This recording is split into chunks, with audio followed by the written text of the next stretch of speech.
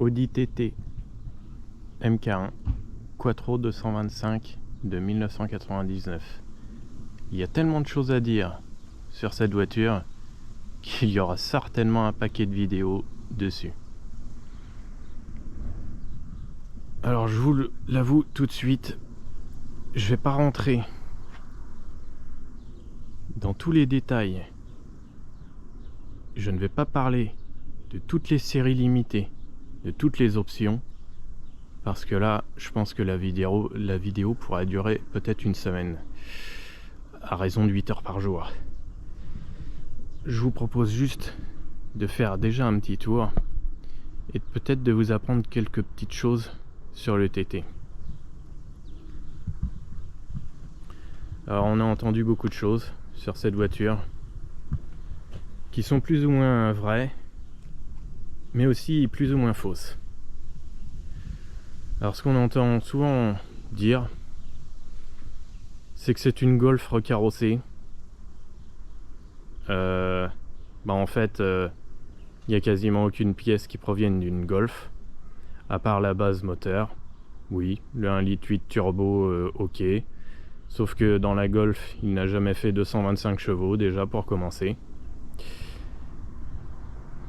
Ensuite, en ce qui concerne la plateforme, alors oui, ça ressemble un peu à la Golf, sauf que c'est pas une plateforme de Golf. Donc voilà, je pense qu'on va arrêter là. C'est pas une Golf, point. L'empattement est plus court que sur une Golf. Donc, en fait, très peu de comparaison avec la Golf 4 des mêmes années. Donc ça, c'est un exemplaire de 99. On peut dire les tout premiers, puisque on remarque qu'il n'a pas encore reçu l'aileron qui a fait tant de débats, puisqu'il a fait l'objet d'un rappel pour son installation suite à quelques accidents mortels. Le TT a été déclaré comme dangereux et donc Audi a rappelé tous les TT mis en circulation sans l'aileron. Celui-ci n'a pas été modifié, il est entièrement full stock, absolument 100% d'origine, aucune modif jusqu'au tapis. Alors on trouve plein de faces avant différentes avec des calandres, des phares différents. On trouve un logo Quattro sur la calandre qui a un peu vieilli, mais qui reste encore à peu près présentable. Sous le moteur, on trouve un grand cache en plastique qu'il faut démonter pour faire la vidange.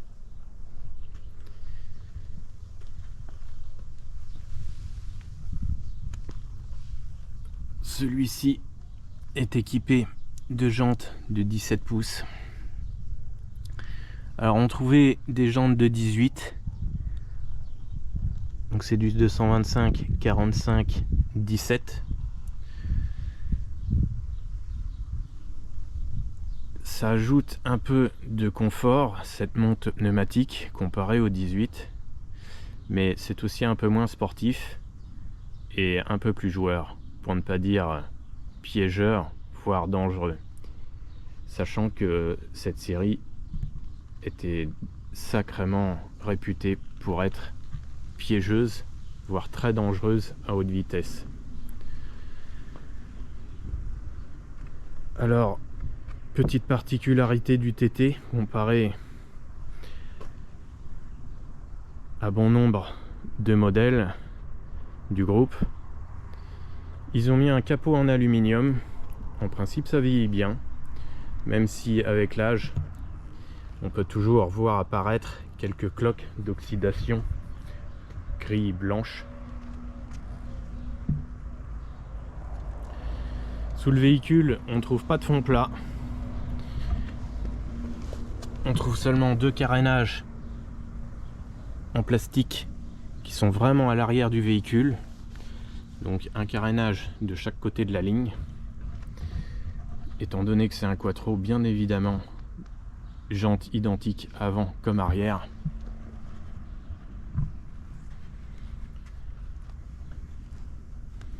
Les rétros sont sympathiques.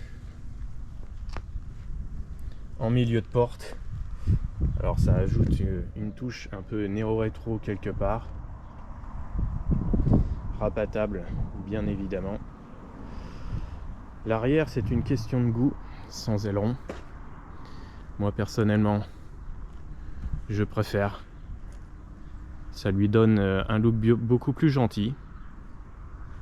Mais en matière de tenue de route, rappelons que l'arrière a tendance à se délester à très haute vitesse. Très haute vitesse, ça ne veut pas dire 80. C'est au-delà des 200 km/h qu'on doit vraiment constater une différence, bien évidemment, sur circuit. Je pense qu'Audi, à la place de poser l'aileron, aurait pu éventuellement travailler sur un extracteur d'air, mais comme ça aurait coûté certainement des millions, ils ont préféré simplement poser un aileron et revoir un petit peu certains réglages, comme les réglages de suspension.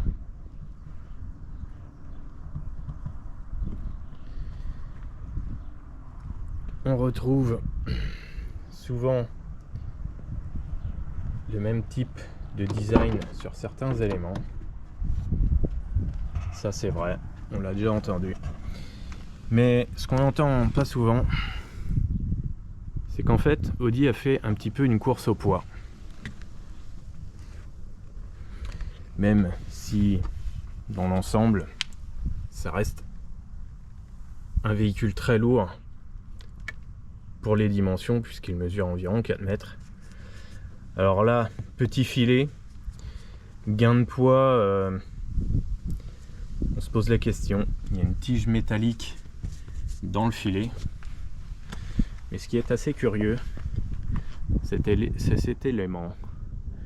En fait, la catadiopte n'est autre qu'un autocollant. C'est un sticker pour gagner environ 2 grammes sur le véhicule quand même. Seuil de porte en aluminium avec une protection en plastique. Alors les sièges sont vraiment très très larges, ça il n'y a pas à dire. C'est adapté au gros gabarit, pour ne pas dire au marché US.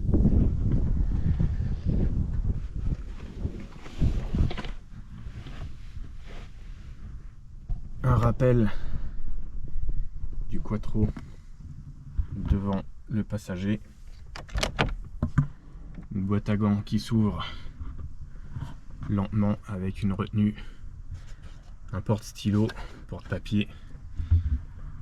Ici, un curieux porte-pièces. Bon, je pense que les porte-gobelets, ils sont vraiment là que pour décorer, parce que évidemment, on va rien mettre là-dessus. Alors les grilles d'aération, c'est un élément de décoration, la touche chalut, mais pas seulement, puisque en fait, c'est la commande de l'obturateur. Obturateur qu'on ne voit absolument pas. Sur le tableau de bord, on trouve un pseudo orange Pringles. Bon, ça ne rentre pas, bien évidemment. C'est bouché.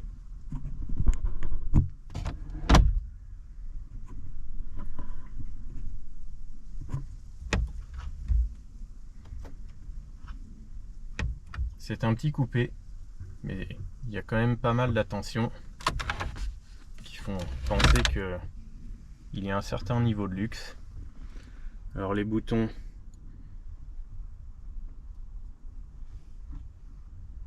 sont regroupés ici. Donc ouverture du coffre, essence.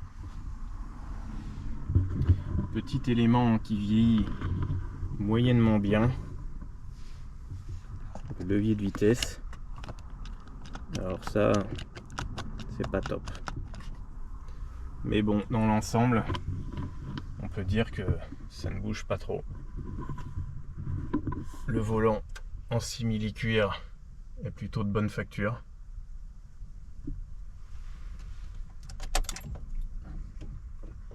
Ce qu'on peut lui reprocher principalement à ce TT, c'est ça. Le bruit du moteur. Il y a eu pas mal de petits soucis au niveau du cadran. Mais le bruit du moteur, c'est tout de même le pire des problèmes. Puisque d'origine, on n'entend quasiment rien. Et le double sortie, on peut se demander à quoi il sert. Alors on a plein de petites lumières dans les boutons qui s'allument au fur et à mesure qu'on tourne. Ça, c'est assez surprenant. C'est joli, mais pas forcément pratique. Parce qu'avec des gants, on aura vraiment des difficultés à tourner les boutons. Un peu comme les obturateurs. Avec des gants, je suis même pas sûr que ça soit faisable.